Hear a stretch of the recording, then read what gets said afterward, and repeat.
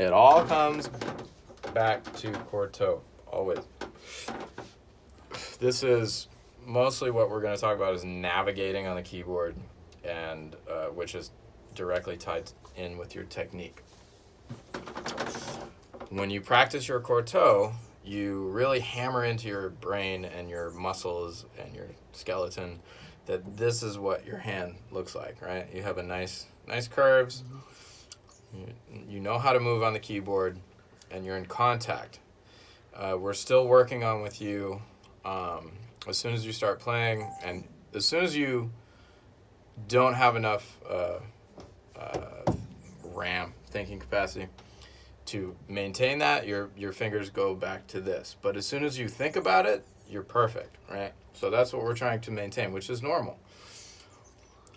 When you're sitting at the piano and playing, there's so many things going through your mind. And what we're trying to do with our technical practice and practice in general is to get the things that we're trying to do so well rehearsed that we don't have to think about them. And again, with the things like chord motions, like this chord motion, happens so much in so many different songs that once you memorize that chord motion, it's going to apply to a broad range of pieces. Just like with language, you're going to have certain words happen over and over again, over and over and over. Once you learn the word over, you're going to go, oh, there it is over there, there it is over there, there it is over there. Over. So it's the same type of thing. So you don't have to think about it after a while. You start thinking about putting things together, and once you can put things together without thinking about it, you start thinking about your expression. That's our ultimate goal. So just like the chords, we've been practicing not looking and thinking about every little movement of, you know that your thumb's on G and you're going to move over and you're going to play this, right?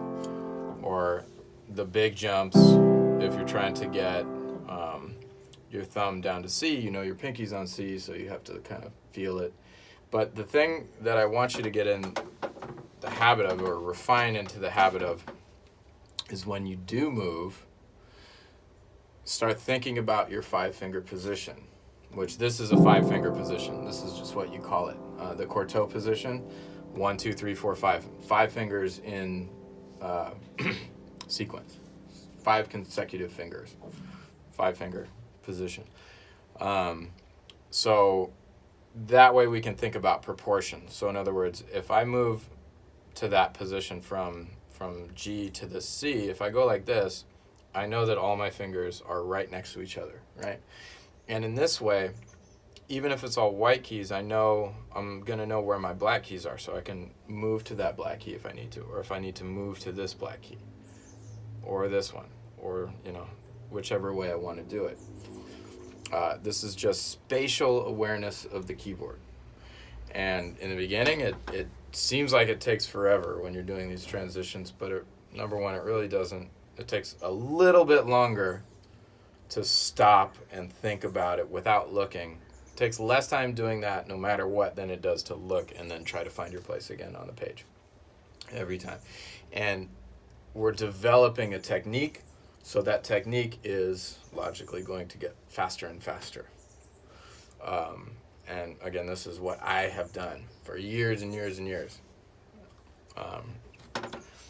And eventually it just becomes automatic.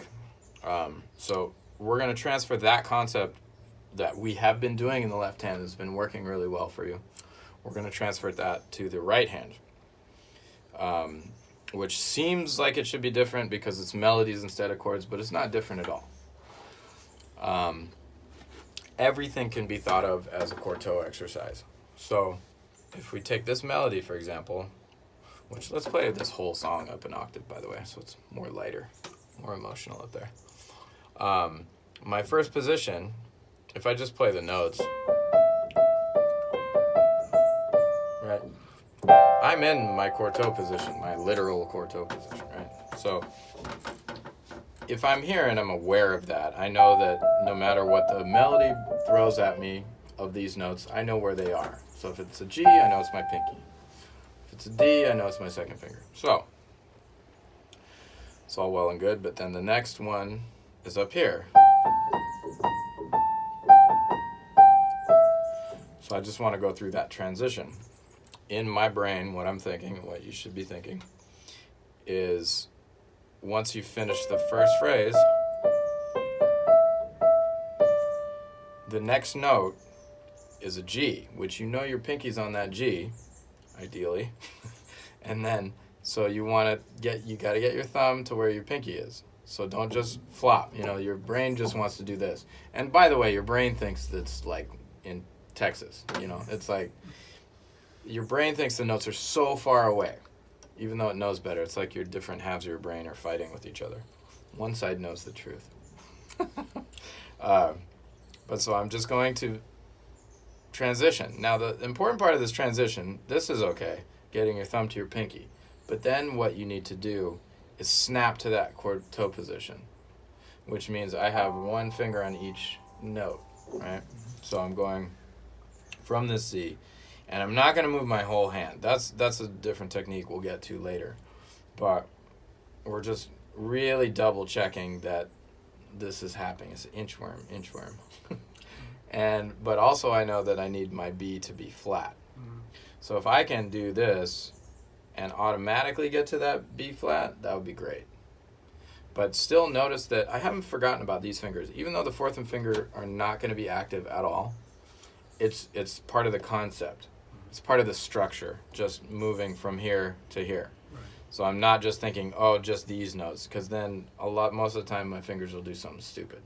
Right. So we're going here. And then I'm going to move this one. These are going to go as a group, but they're going to go over one. Right? So in my brain, this is my cortot position, and it's my point of departure. I know, I just now need to move this guy over. And then this one moves over as well. So practicing is really important. And then play the chord too, the E diminished, just so you get reinforcement. You can already play this and you already know what it is, but reinforcing this spatial relationship of your fingers, because this type of thing happens all the time. And then moving on, so we've ended on this E. Now I know I need my pinky on that E, so you're just going to do that. But again, coming from this position to the pinky, once I get my pinky there, I got to snap to this 5-finger position.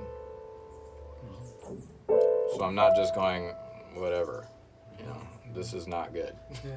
This is the complete motion is here. Yes.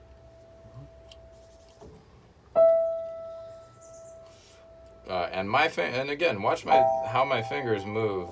It's very automatic. I don't think about this stuff anymore. But I spent a lot of time doing this. I'm going from this E diminished to this A minor position.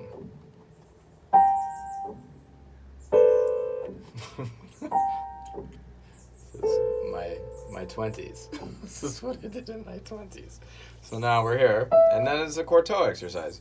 Because cortot, you understand how to do it. You can do it. You can do any finger combination. It gives you strength and confidence and efficiency. So why not apply that to what you're doing? So here, 5, 5, 4, 1. You can do it. And the only difference in the next phrase is your thumb has to come up to the G sharp. Right? And then we're going to use the Braille system. Here's my third finger. It's going to go over the mountains to the E.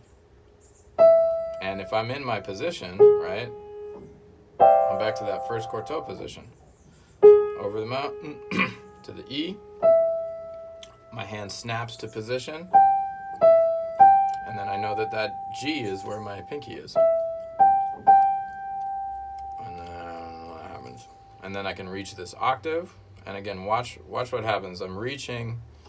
If I need to use the Braille, I can use it from the C to this G. And as soon as I play that G, my hand is going to snap to my cortot position. So, just like the left hand, we're using these positions. It's the same thing in the right hand. If I go through all the positions of the first part of the melody, we start here. Here's your quartet position. First position, second position is up here. Third position is here. Fourth position is here. With a little extension. Then the next position is the first position. Next position, here. So if I go over that quickly one more time, first position, second position, third position, fourth position, and it goes down there, and then the fifth position is back here, and then the last position. So if I can get my hand to do this,